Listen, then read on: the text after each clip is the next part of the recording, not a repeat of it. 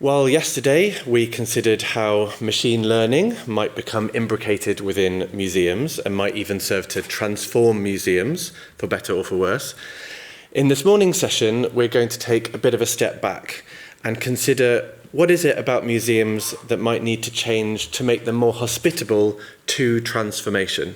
In particular, to transformations that genuinely and significantly address the deep-rooted inequalities and discriminatory biases on which so many museum collections are built. To transform something conveys some kind of overhaul, something perhaps quite drastic. Given the number of people in the room today, we might suggest that there'll be many very different views about whether or not museums and collections might even need to transform. But I think what we can all agree on is that museums are, and always have been, continuously changing. That is, despite the fact that many of them, at least in this country, occupy the same buildings and spaces that they did 100 years ago. Indeed, even though museum charters and mission statements may not have changed their wording much in that time either, the ways in which missions are now enacted are very different to how they were even a couple of decades ago. The most obvious example of this kind of change, which we'll hear more about later, we might say a change in ethos, is the move that museums have made from being so-called gatekeepers of collections, and some of us might remember that curators used to be called keepers, to re-envisaging themselves as carers of collections. This semantic shift towards care signals in turn further values, inclusivity, accessibility, generosity, which have become so ubiquitous within the language of museums that it's easy to forget that these were not always enshrined as they are now. In recent years, museums like Tate, for example, have also reformed their collections in more quantifiable ways. For example, acquisitions of work by artists of colour, by women artists, queer artists, and artists with disabilities have increased significantly in an attempt to redress the systemic biases that willfully excluded so many voices and so much history for so long. Displays and major exhibitions of work by a much greater diversity of artists have, accordingly, also increased in frequency.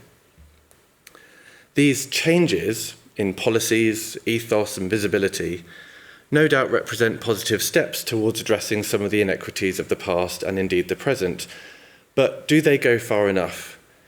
That's a rhetorical question. I think we all know the answer to that. To what extent might these changes lead to more fundamental transformations to the practices of the museum? I can partially answer this by sharing the research that has been conducted at Tate as part of this project, which has examined the language and structure of texts written about works in the collection, and the selection and prioritization of information within them.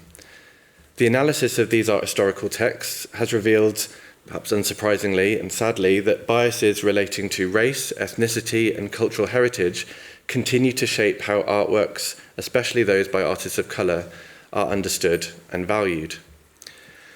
So what we might say is that while it's true that museums, again like Tate, have taken great strides to broaden the representation of artists, histories, and practices within their collections by way of accumulating a greater diversity of works, there is clearly more work to be done to deepen and enrich their understanding of them. The interpretation of artworks is just one of many practices that warrant critical examination if museums are to put into action the kinds of care of which they so often speak. Indeed, the relationship between words and actions and the role that language or rhetoric plays in establishing and legitimizing institutional power, referred earlier to semantic shifts, is something that I'm sure we will return to during the session. Our esteemed panel today shall explore many other museum practices with critical and experienced eyes, including the business of gifting, digital display paradigms, and curatorial storytelling, highlighting the ethics of the relationships that museums establish with artists, donors, publics, and communities of the past and of the future. I'm sure I speak on behalf of the whole panel, though, when I say that the criticality on offer this morning is not directed at or against museums or collections, but for them and with love.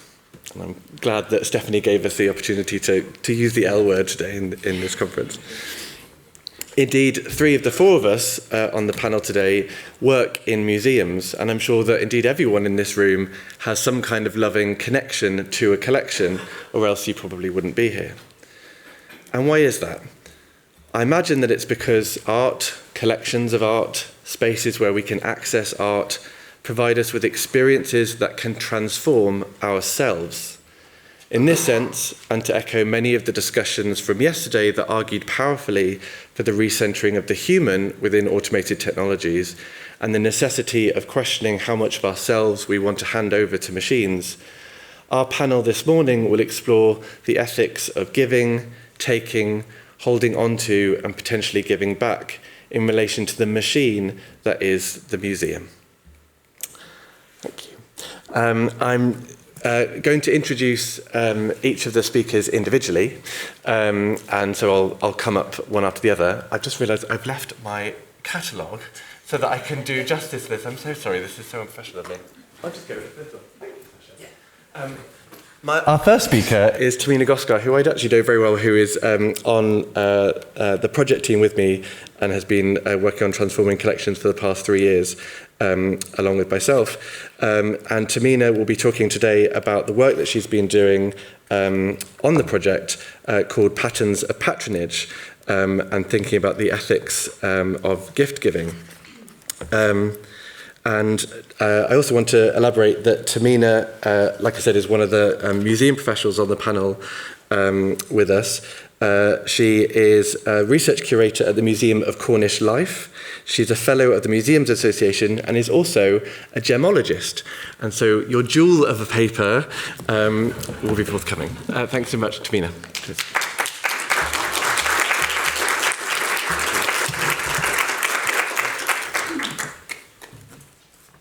Good morning, everyone. I'd like to start with sharing with you a parable about gift giving from the Bible.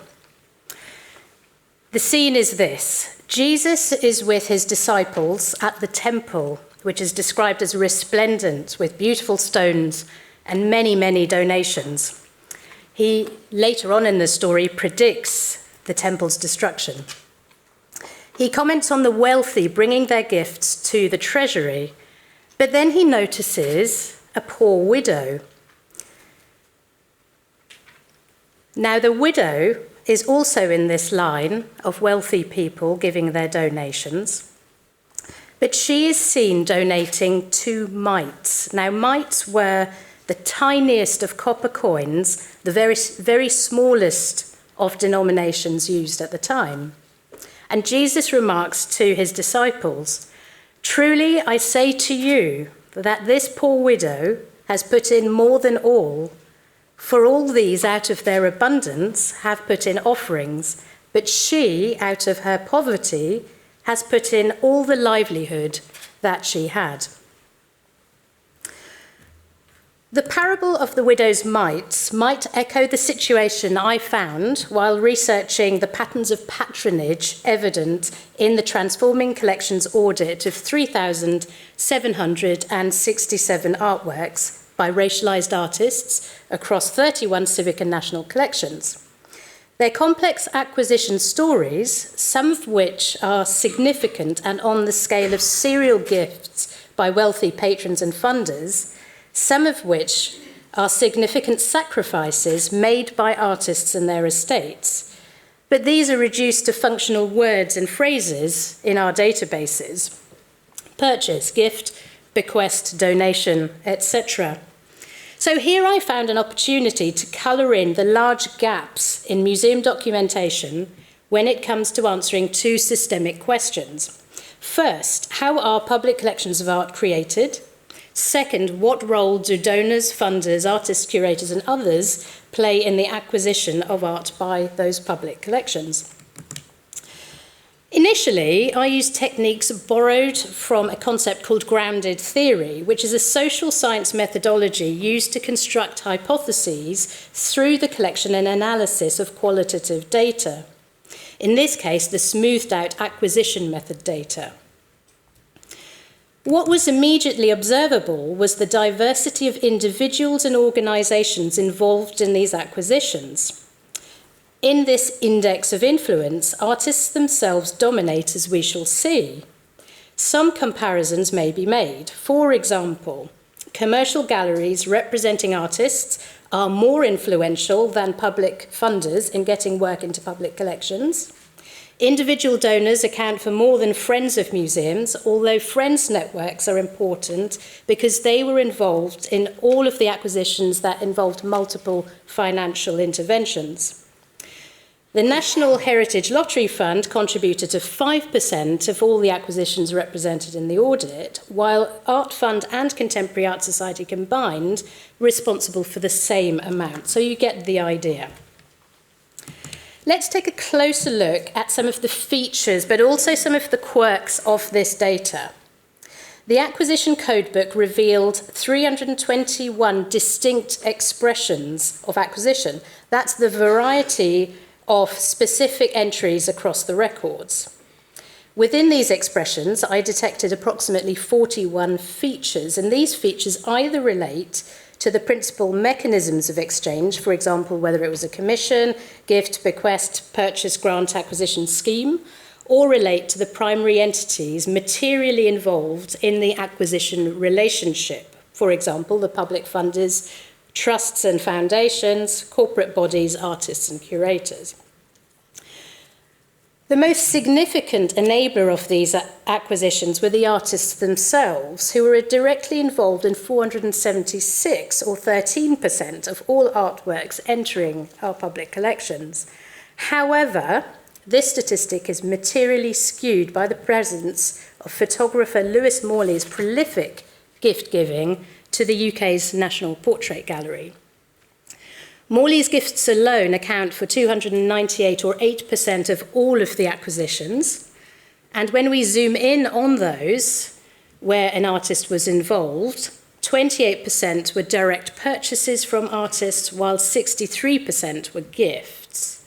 But if we exclude Morley's gifts, this reduces significantly to 9% of audited artists making gifts to museums. This statistical analysis of how artworks by racialized artists entered public collections has revealed the sheer scale of the work networks and investment underlying acquisitions notionally made on behalf of the public or nation. But I urge caution with reading too much into these relative numbers. Many of these acquisition methods are the same as those encountered by other modern British artists and artworks.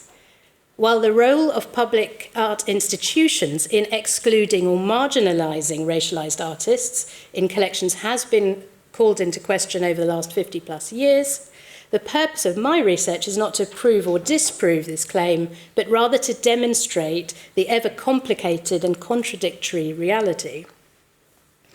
The reason why gift giving to public collections is of particular interest to anyone engaging in museology or cultural studies is because it's taken for granted. There is an invisible expectation that donating art to museums is a good thing. When you put these exchanges in the context of how institutions talk about these gifts, we see that the language of benevolence has heavily influenced the politics and processes of representation in public art collections. Before I provide some examples of these gift and gift-like acquisitions, I would like to explore what the act of giving means. In Western secular capitalistic terms, there is a general recognition that a gift should appear as one-directional, with no expectation of a return gift, whether of money, services, physical or positional goods. And it's brilliant that we're able to talk about this particular week, I thought.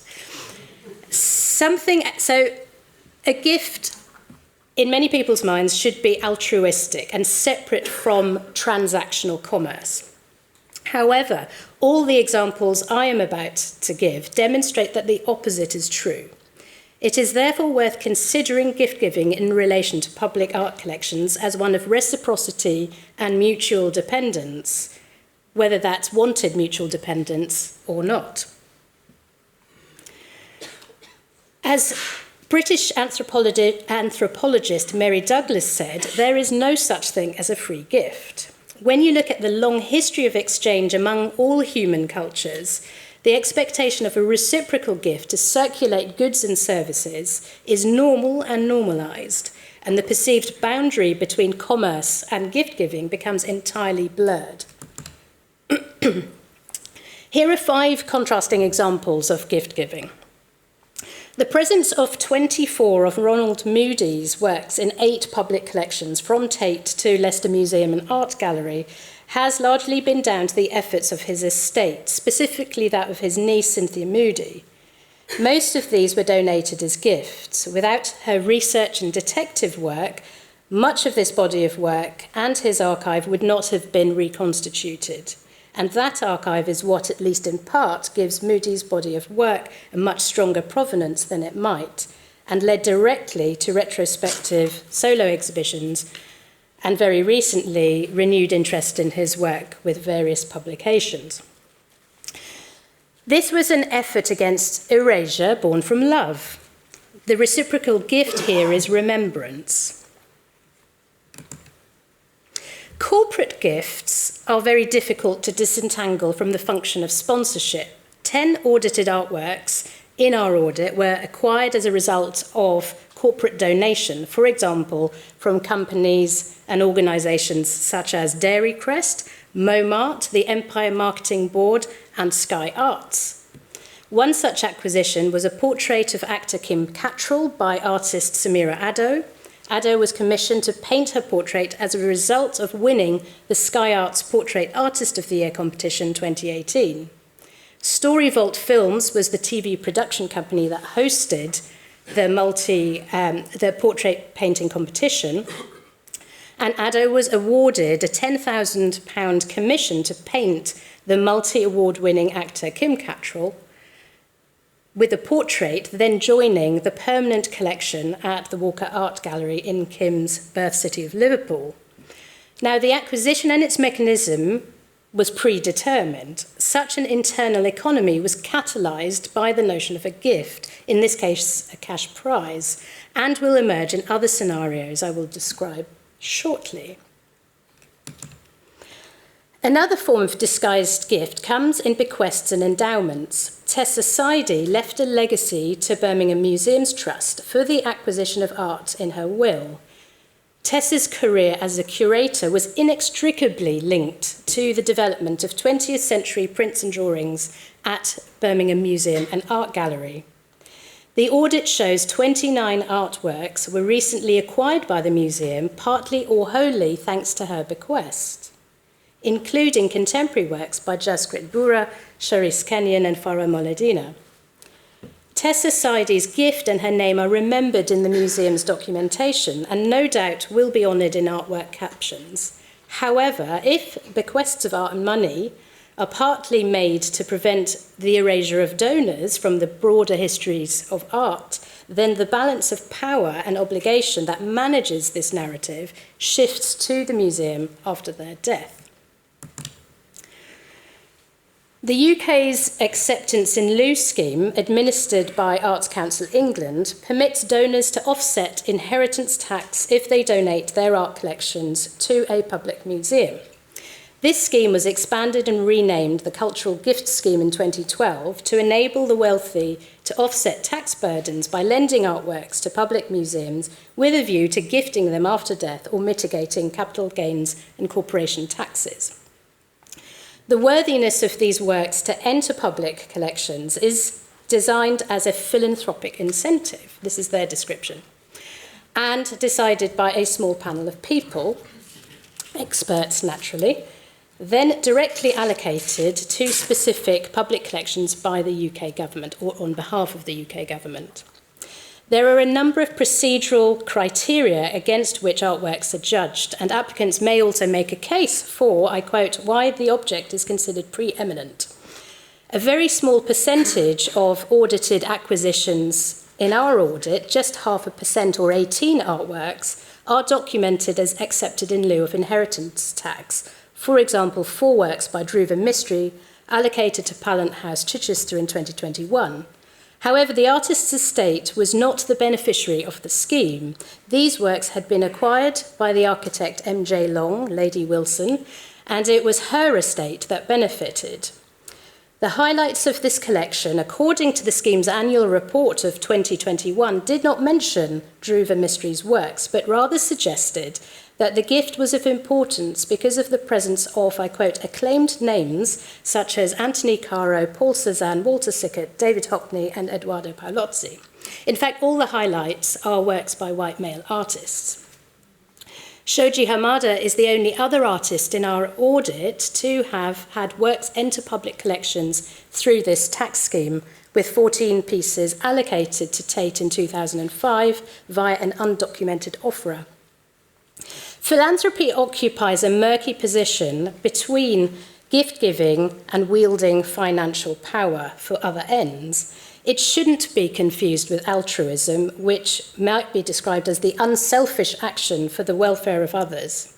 According to Paul Vallely, philanthropy provides access to positional goods that are desirable but in short supply.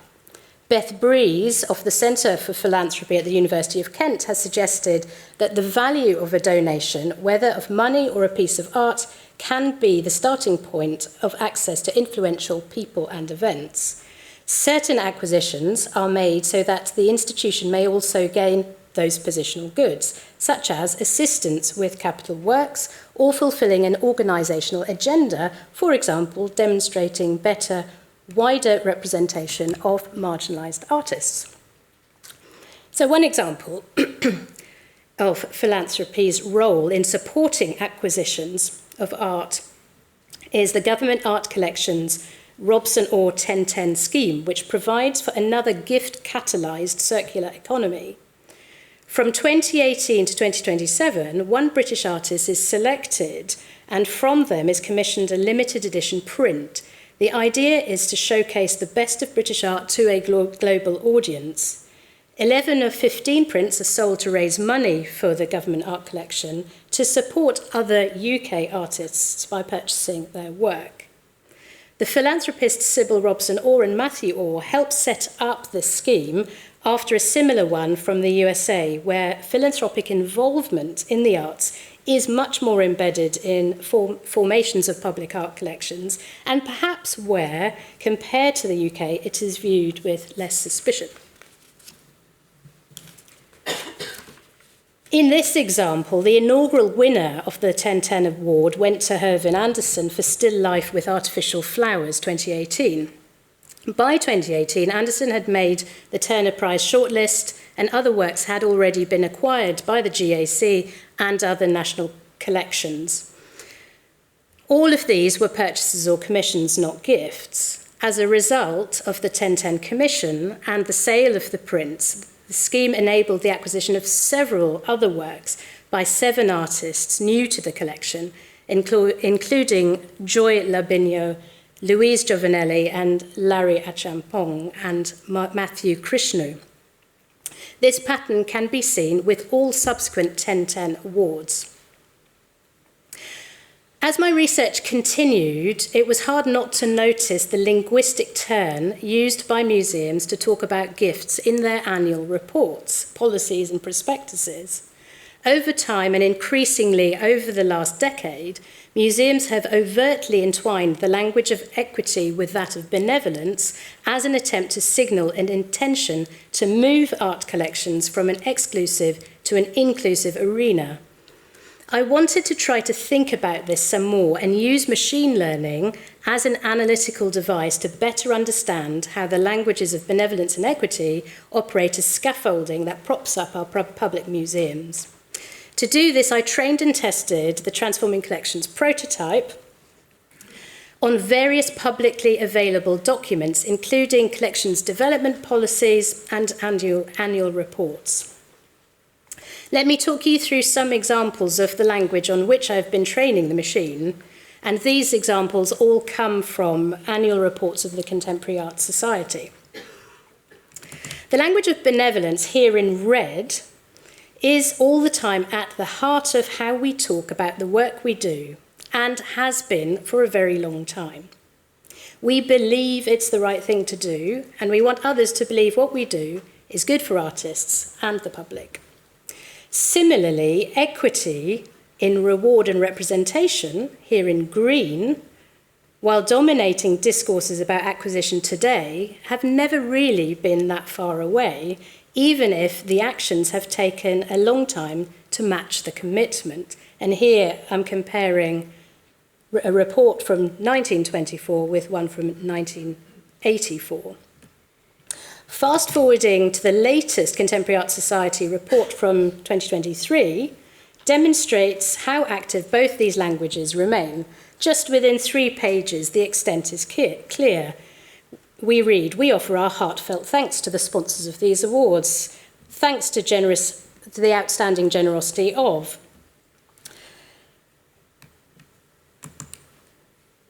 The generous contributions made it possible to acquire the wonderful work of Halima Kassel. We can also see how the language of equity and inclusivity becomes a key mode of communication alongside benevolence. And this is an interesting example from the Art Fund's annual report of 2020, which discusses the positive action scheme Future Collect, which was done in collaboration with Innova. Research revealed that once shown, commissioned work can often disappear from view. So what we're starting to see in these reports is how the specific concerns of what happens after work by a marginalised artist is acquired can often disappear from view for all sorts of reasons. So as I was going through these sources, I was picking up on, not quite randomly, but relatively randomly selected sentences, but I was reading them in context. Now, the machine doesn't read the context like we do. The text analysing prototype produces neat and tidy results like this when a new data set is tested. Now, it would be meaningless to provide these accuracy markers as any kind of suggestion about the pervasiveness of the languages of benevolence and equity in our institutions. What's much more important is what it's helped me to do, which is to focus on the operation of bias through organisational language. That's the bias of institutions to emphasise benevolence and equity when writing about themselves, and my bias in training the machine to search for evidence to validate my hypothesis. So I thought I'd end by reflecting on what all of this means, or might mean, to and for artists and museums. In an article published in 2000 in the journal Third Text, Rashid Arain describes the phenomenon of institutional patronage of black and brown artists as, I quote, benevolent racism. Arain argues that art institutions implicitly coerce racialized artists to associate their work with the cultural identity they are perceived to have, so that their art can fulfill the need for diverse representation in those collections. He argues the same impulse is not there for white British artists, although their felt and perceived identities may be both ignored and instrumentalized in other ways. The idea of coercion may be overstated, especially today. However, there is no doubt in my mind that there is an element of benevolent racism in how decisions are made and the specific use case of positive action acquisition schemes and projects that solely seek out the work of artists who meet clearly racially profiled criteria may be suggestive.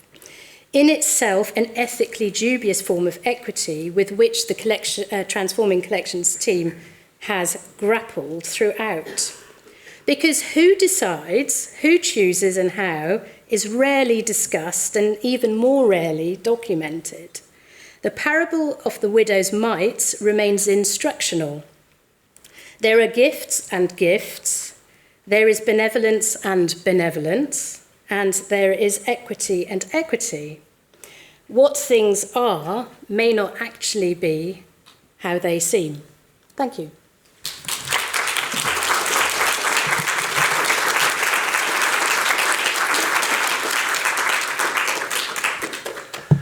Thank you so much, Tehmina, for that brilliant introductory paper. It's my great pleasure now to introduce to the stage Melanie Keen, who's had a long, distinguished career working in museums. She's currently the director of the Wellcome Collection in London, a free museum of health and human experience, and was previously the director and chief curator of Innova, the Wellcome Collection and Innova, with both project partners on the Transforming Collections project. She is an advisor for the Government Art Collection, sits on the board of visitors at the Pitts Rivers Museum in Oxford, and is also a trustee of Raven Row. I told you she was distinguished. Thanks so much, Melanie.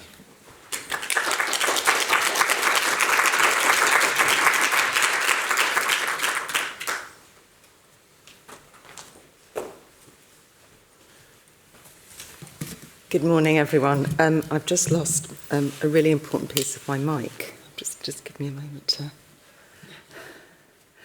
reinsert it into my pocket. So I didn't really want to cut such a sort of austere and dashing figure this morning, but I am really cold. So yeah, excuse me if I sort of, I'm leaning into the stereotype of what a museum director might look like.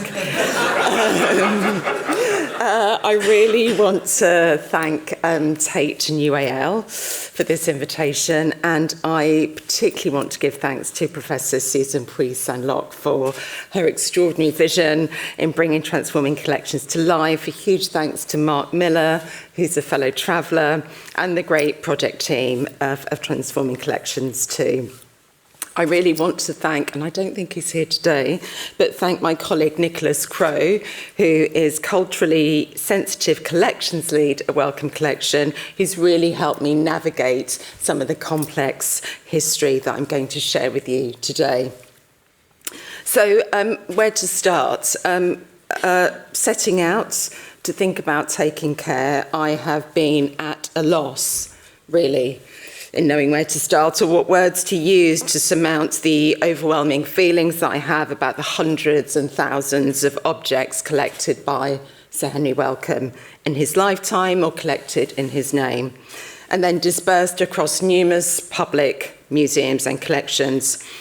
Instead, I hope that I'm going to explore a more redemptive path that situates the lives of historical artefacts as the embodiment of cultures and people, as central to the question that Professor Susan Puy-Sanlok, in her reflections in the Green Catalogue, posited.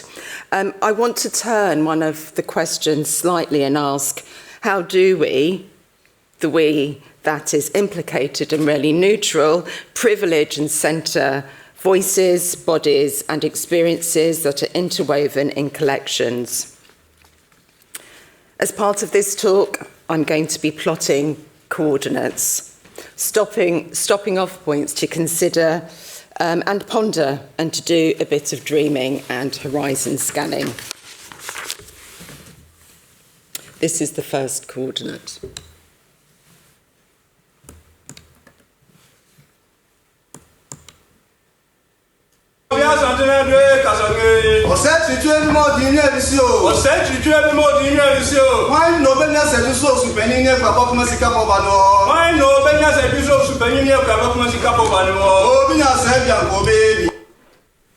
So that was just a short clip. As you can probably tell, it was done on a mobile phone, and it was an event that I attended in July this year with a few hundred other invited guests, and it took place at the British Museum.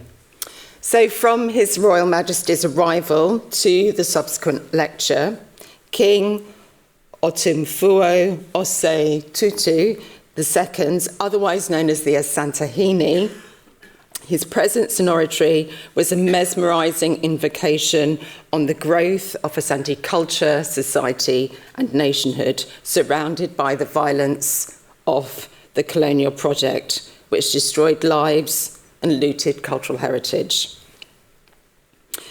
Woven between these moments of epigenetic trauma and frustration was an elegy on the fluidity of history and memory. The Asantehene remarks, and I'm paraphrasing here, that in the tradition of the Asante, there is no disconnect between the past and the present. The present is continual. From the past to the future is shaped by the present. And he says, so we walk with unfailing respect of the past, confident in the present and ebullience in the future.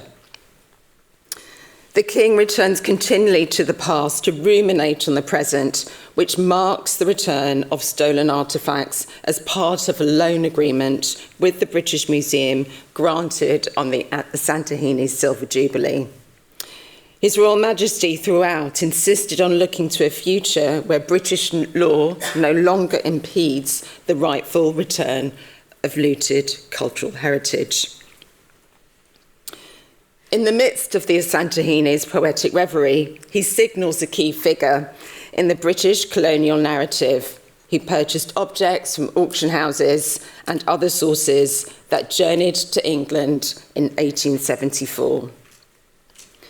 The Santahini describes Sir Henry Wellcome as a famous collector and a scientist, as a creator of a legacy of cultural patrimony that would form a part of the said cultural narrative. The second coordinate.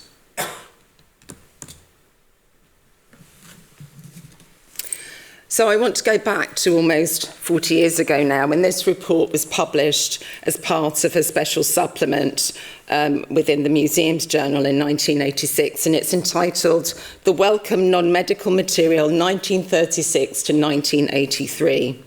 In it, the dispersal of the non-medical material is charted from 1936, which is when Henry Wellcome died, to 1983, when the final large-scale dispersals were conducted.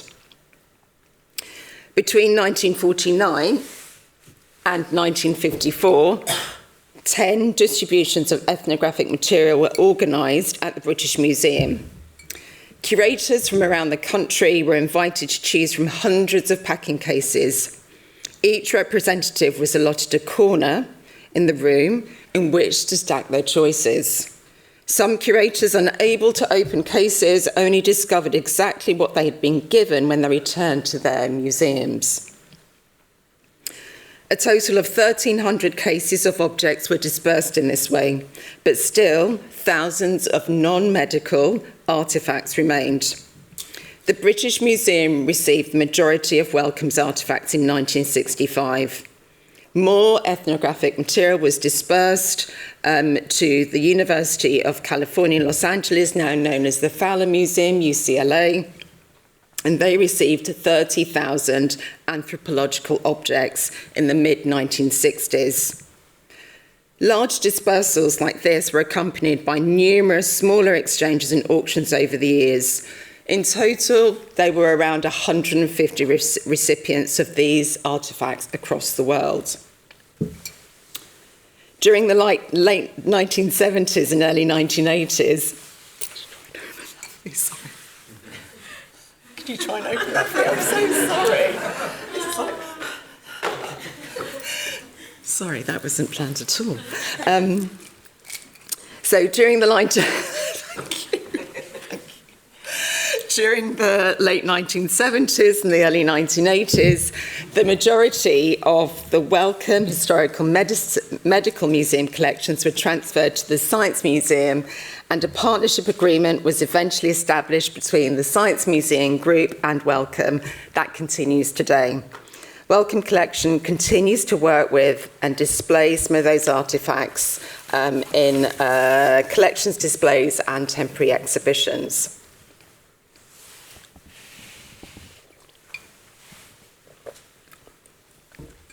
So according to the report in the supplement, Henry Wellcome, for at least 40 years, the last 40 years of his life, he supervised the acquisition of material, largely from London auction houses. Annotated auction catalogues held in the collection and notes from Wellcome staff at the time indicated that he decided what should be bought and the maximum he intended to pay. He used agents who occasionally made tours of Europe on his behalf to establish relationship with local dealers. So you can already see how the layers of complexity, particularly around provenance, risk moving the narrative away from centering and privileging the voices and bodies and experiences interwoven in the collection towards a man whose desire was to create a museum of man. Indeed, Henry Wellcome was the director of the Wellcome Historical Medical Museum and used funds from his pharmaceutical company, Burroughs Wellcome and Company, towards its formation. It's important to note that the time span of this report was decided because it would be more useful to subsequent generations of curators and recipient museums and scholars to cover the entire period of the dispersal, so that's 1936 to 1983. So with the numerous biographies on Henry Wellcome and this report, we have to continue to ask what helps to counter the narrative of the gatekeeper and the benefactor of what now is considered looted cultural heritage by UNESCO.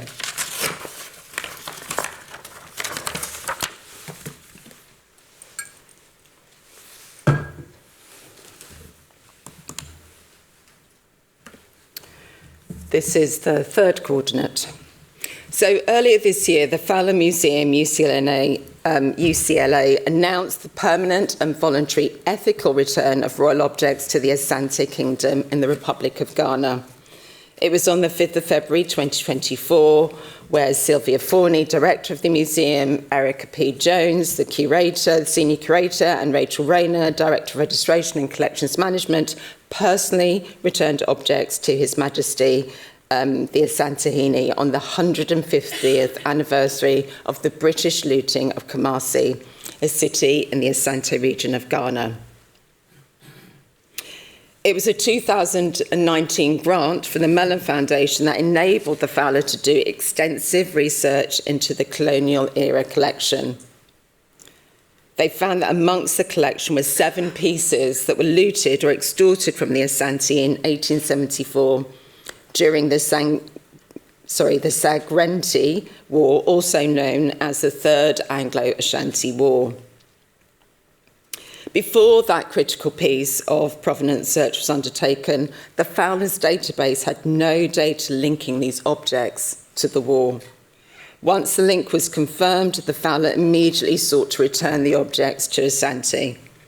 The process took years and involved the work of many people, including the Asantehene himself.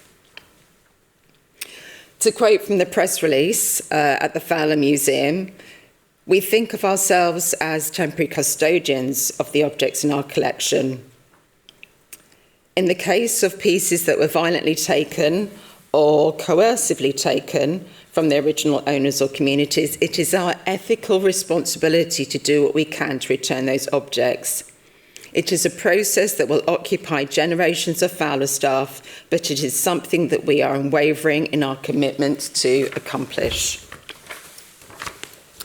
So, again, as we know from the report, much of Henry Wellcome's collection was dispersed, a lot of it in unopened crates, to the museum, British Museum receiving the largest gift, and the Fowler Museum receiving 30,000, of which the 7 returned objects were part.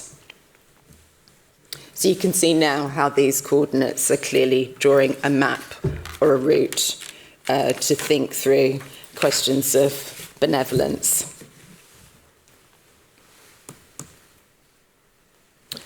So the fourth coordinate. Between September 22 and September 2023, Dr. Nathan Bosso, who was working as an African collections research curator at the Science Museum, as part of his case study, he used an Asante object, which is the executioner's chain of office, which you can see there on the left side of the screen. He contacted the Manhaya Palace in Kumasi in March 2023 to see if they were open to discussions around the future of the object being researched. As the Asantehene was already working on loan agreements with the British Museum and the V&A, it seemed an appropriate time to collate resources. While the Asantehene was last in London for the coronation of King Charles III, Nathan introduced Wellcome Collection staff to the technical advisor to the Asantehene, and there was an initial meeting had over Zoom. While Nathan's initial conversations were around one Asante object, it's clear that the palace are interested in a broader group of material. What you see here is only partly a selection of the objects that are under discussion.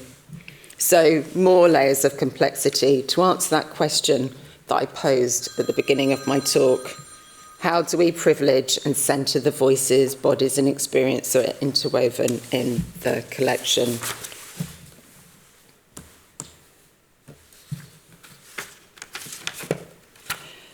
So the fifth coordinate and the final one for this talk. Part of Wellcome Collection's ambitious 10-year plan is to ensure our collections contribute to a more equitable future. We do this by interrogating the cultural archive, the digital record, the catalogued and uncatalogued collection, and we have to do it in collaboration and partnership.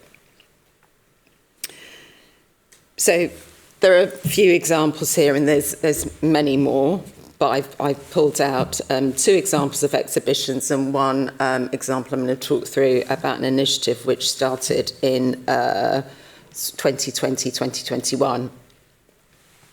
So on the left, you can see the Healing Commission, the Healing Pavilion, which was a new commission by British-Kenyan artist Grace Indiritu in 2022-2023. It radically imagined what textiles and architecture can do in a museum burdened by colonial history. It is deeply connected to Indiritu's ongoing body of work, Healing the Museum, which she started in 2012. The installation consists of two tapestries within a site-specific structure. It was designed to reactivate the museum as a space to encounter, contemplate, ask questions, exchange, listen, share, and meditate.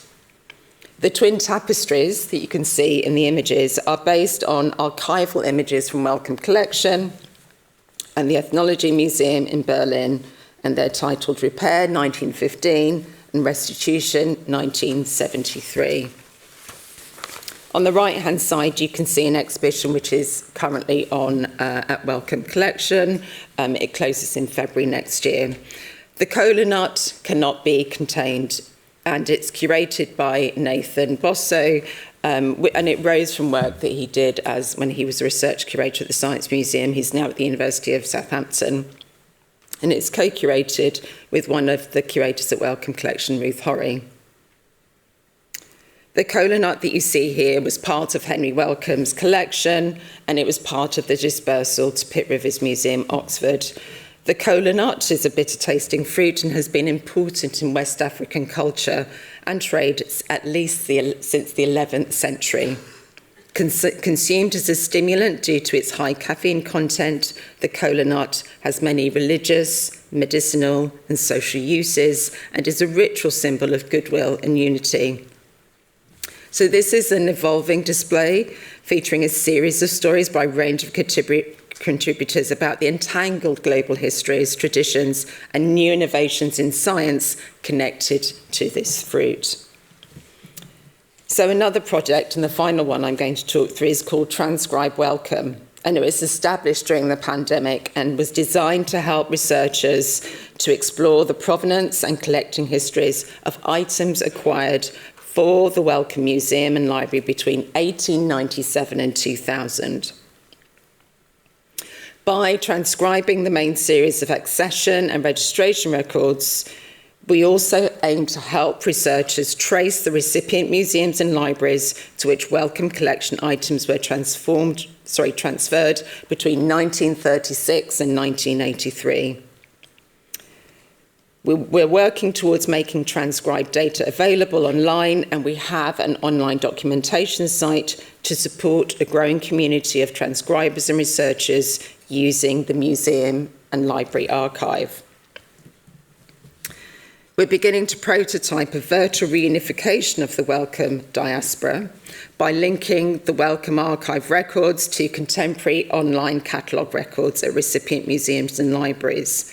Currently, a large majority of the confirmed links relate to museum items now at the Science Museum, but we hope over time to add other recipient museums and libraries and links to our own catalogue for materials still held by Wellcome collection. So these are a part of significant and ongoing attempts, a part of an attempt and enterprise to continue to plot more coordinates to build our understanding of the collection and its dispersal. In doing so, we want to move from gatekeepers to temporary custodians, recognising the powerful legacy we have now to take care in a more human way, rather than the kind of taking care that invokes fear, a loss of primacy, a loss of something which was never ours to have in the first place.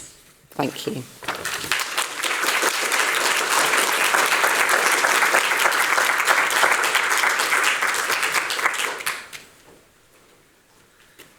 Thank you so much, Melanie, for that. I'm very pleased to be welcoming our third and final speaker on this panel, all the way from the States. Dr. Alexandre White is an assistant professor of sociology and the history of medicine at Johns Hopkins University. He's a co-primary investigator with Black Beyond Data, a Mellon Foundation-funded initiative to recenter Black communities in the stewardship of their past, present and future, and we'll be talking today about the ethics of digital collections, exploring minoritized experiences and the ways in which researchers can present and care for them. Over to you, Sasha.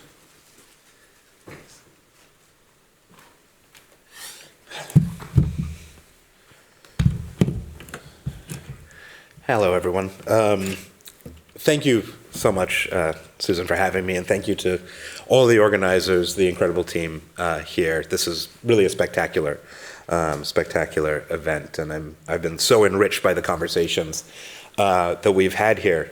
So much so that in many ways I've rewritten this presentation over the course of the last 24 hours. But and a large reason for that has actually been the fact that, in going to the exhibition downstairs and looking at the work of Evan Ifekoya and Christina Peak, I realized that, as is so often the case, their work really highlights or speaks much more assertively to so many of the things that I want to talk about today. I'm a sociologist and a historian.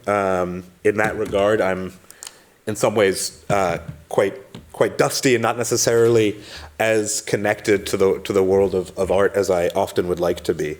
But I see all of our conversations that we've had so far as orbiting around a few central themes, and one of them is fundamentally regards, how do we unthink, denaturalize our knowledge systems and imagine other futures from the presence we inhabit.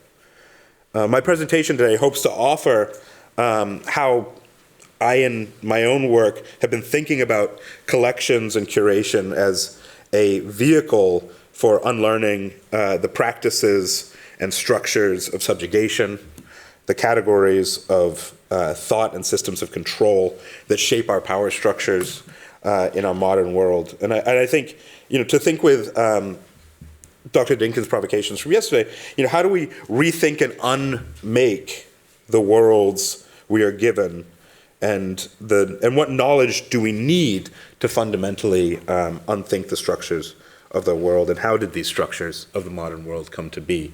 And with that kind of background, I wanted to jump into some of the work that I've been doing, especially in thinking about and engaging with digitizing and curating materials from corporate archives in the UK pertaining to the transatlantic trade in enslaved people.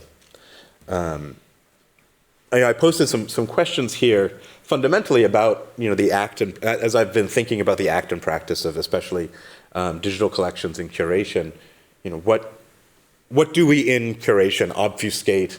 What role do research and curation have in making inaccessible archives visible? Are there ways in which actually through digital collections in some form and curation, can we unthink canon, unthink particular modes, and unseat particular modes of thought that we've taken for granted that might exist as common sense? And what ethical approaches fundamentally need to be taken to do this? So I want to start a little bit with a bit of a personal history or a personal perspective on this. What I'm going to talk about today is my work digitizing and examining the materials of Lloyd's, the insurance market in the City of London. Despite my accent, I actually grew up here, and as a child living in London, I would walk through the streets and kind of feel, especially as an American child being here, but also being British, I was always struck by what seemed to be a lack of recognition or a misrecognition of the ways in which the City of London explicitly the Square Mile, but also broadly much of the rest of the city, seemed to be built on an unacknowledged set of relations that emerged from slavery, empire, colonialism, that especially in the 90s and early 2000s seemed to sit beneath the city or exist around the city like a ghost, unseen, unrecognized, erased, ignored. And when I approached this work during in the time, after the murder of George Floyd in Minneapolis, a moment that led in the United States, I think, where I was at the time and working on COVID responses, to a stark recognition of the violence imposed on Black and othered bodies at the same time during a pandemic that was also exacerbated so heavily by the racial and class inequalities in the United States. That moment in the US called for a transformation very much of thinking and rethinking our present moment. But in the UK, I noticed, as well as that, there was a shift in conversation, also fundamentally around some of the, what we might call the original sins of Britain itself, the focus, the turn towards thinking about the role of slavery in the making of modern Britain. And it was in this moment that I was also, and I'm going to get to this in a second, was thinking about fundamentally, the role of financial products and financial structures in constructing racialized subjectivities in particular, and around insurance. To start off, so what I'm going to be talking about a little bit more is this project known as Underwriting Souls, which some of you in the audience are familiar with, which we'll get into. But a project that aimed to produce a set of exhibitions as well as a independent digital collection or archive of the materials within the Lloyd's insurance, or the Lloyd's archive pertaining to the transatlantic slave trade. And this is the team. There's me in the middle, don't worry about that. PR, Seth to my stage right, and Eliza Zimmerman, who both worked and co-led the project alongside me. The timeline of the work is critical to kind of thinking about these questions. In the summer of 2020, Lloyd's apologized for its historical role in the transatlantic slave trade. And in 2021, after funding from the Mellon Foundation to kind of research histories of financialized racism, we could say, Mellon Foundation patronage, et cetera, I reached out to Lloyd's regarding the possibility of investigating their archives and looking at the materials there with the purpose of producing a project meant to aid public discourse and uncover and represent the ways in which slavery had been so critical, not only to the making of London, but the making of Britain and the world. In 2021, Lloyd's hired Victoria Lane, an archivist who I'm greatly indebted to explore the Lloyd's archives, which were at the time not cataloged, and its artifacts to better understand their links to slavery, and with the aim of addressing past harms.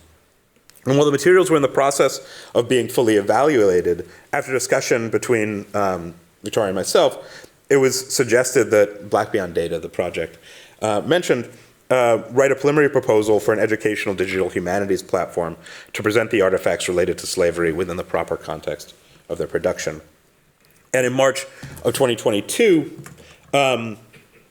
we embarked on an independent collaboration, which I'll explain in a moment, which aimed to maintain academic freedom and integrity as central to the project. As part of the agreement, Lloyd's bore no editorial responsibility over the final language, form, or presentation of the digital products produced.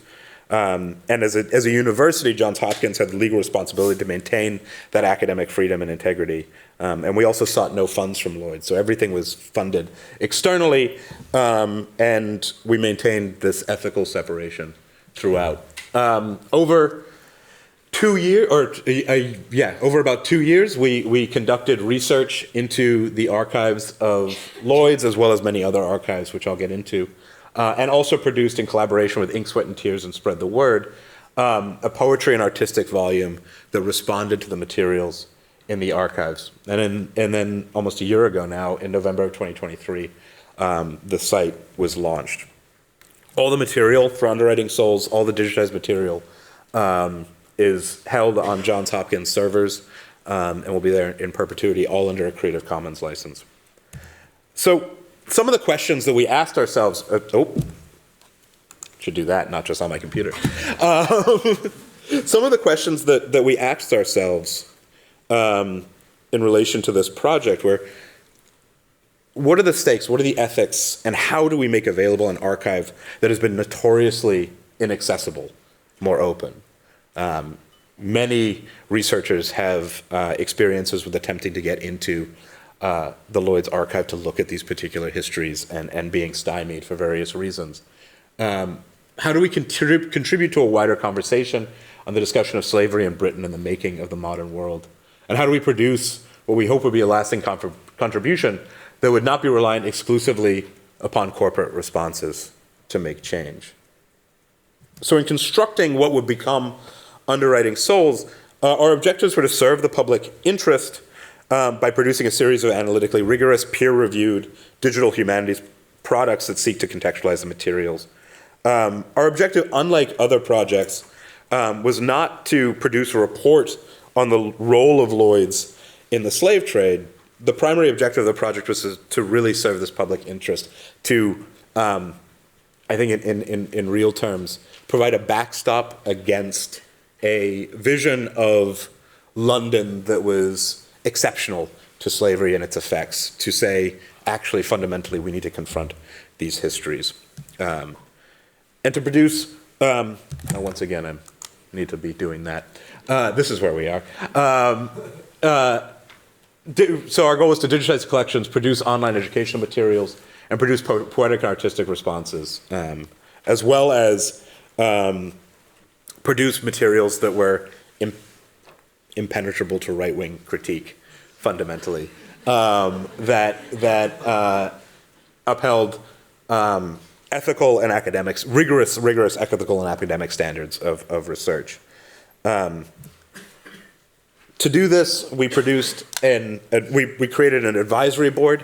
Some of the members are here in this room, and I thank them immensely for all of their work.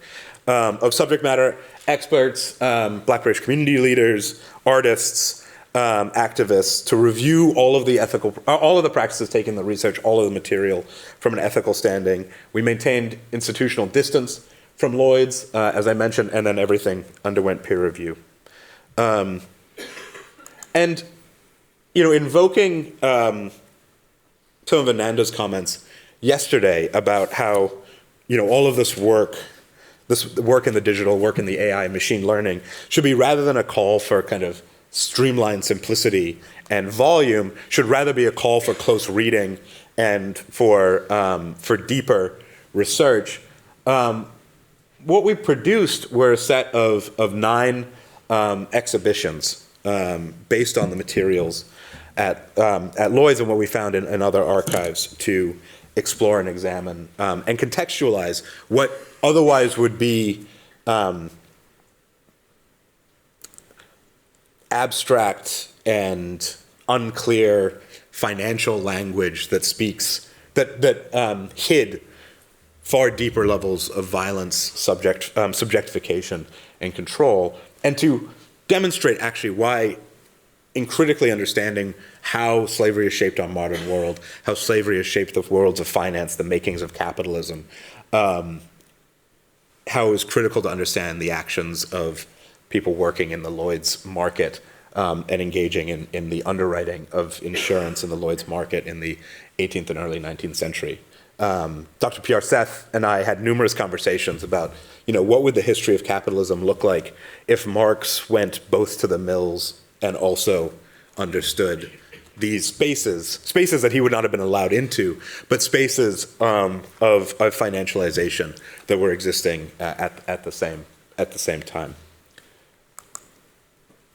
We also confronted some challenges.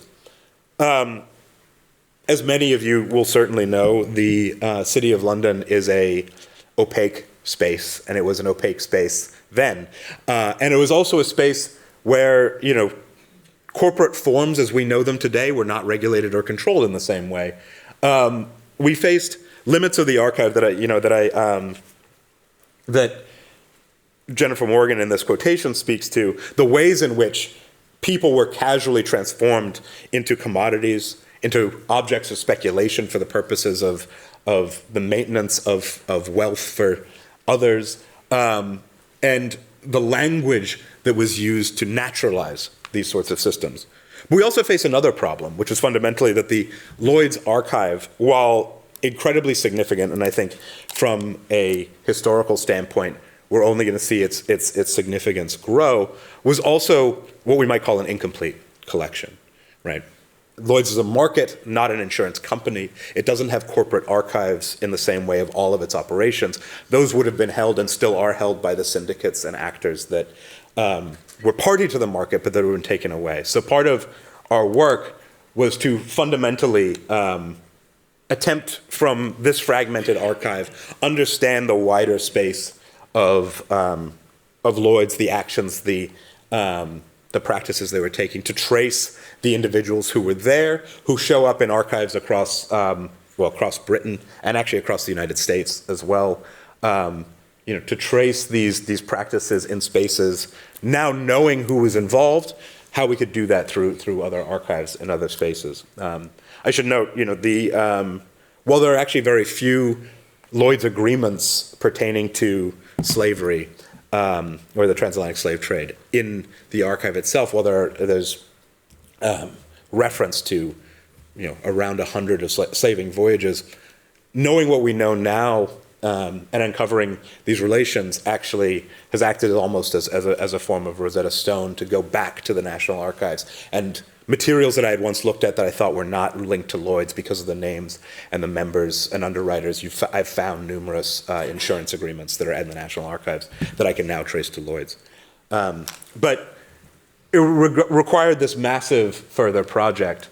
And then, as I want to wrap up so we can have conversation, the digitization, and critical to this was also the cataloging and recataloguing of these materials to denaturalize the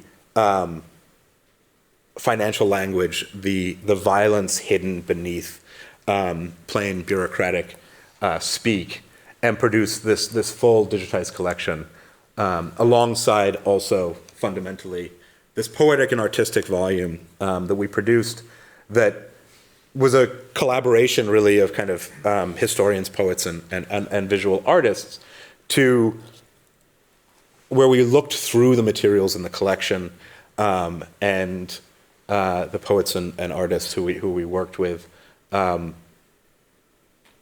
found inspiration, seems like a trite word, but found a way of confronting these materials in forms that were not necessarily the strictly academic or historical language that I might operate in.